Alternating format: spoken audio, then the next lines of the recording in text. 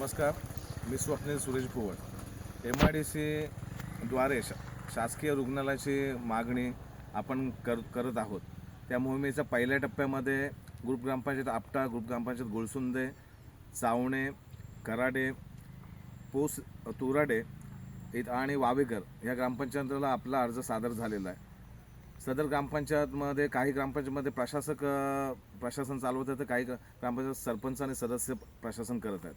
तर मी सर्वांना कळकळीचं आवाहन करतो की ही जनहितार्थ गोष्ट आहे. याचे ठराव मंजूर करून आपण मुख्यमंत्री कार्यालय, MIDCच्या मुख्य कार्यालयात, त्यानंतर राज्य आरोग्य विभागाकडे, जिल्हाधिकारी कार्यालय यांच्याकडे आपला मागणीचा ठराव पाठवायचा आहे.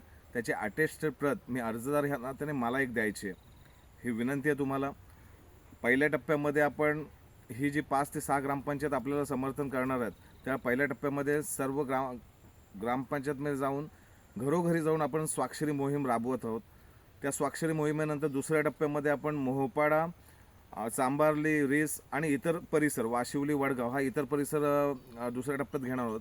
आणि ह्या दोन्ही टप्प्याचं पूर्णत्वास आल्यानंतर आपण मुंबई उच्च न्यायालयात एक जनहित याचिका दाखल करण्याची प्रक्रिया चालू करणार आहोत. तरी मी या मोहिमेसाठी सर्व ग्रामस्थ किंवा इतर नागरिक रासायनिक परिसरातील यांना विनंती करतो की ज्यावेळी तुम्हाला आव्हान करण्यात येईल त्यावेळी आपण एका ठिकाणी एक सभेसाठी यायचं. त्या सभेमध्ये पुढील बाबी आपल्याला ठरवायच्या आहेत. धन्यवाद.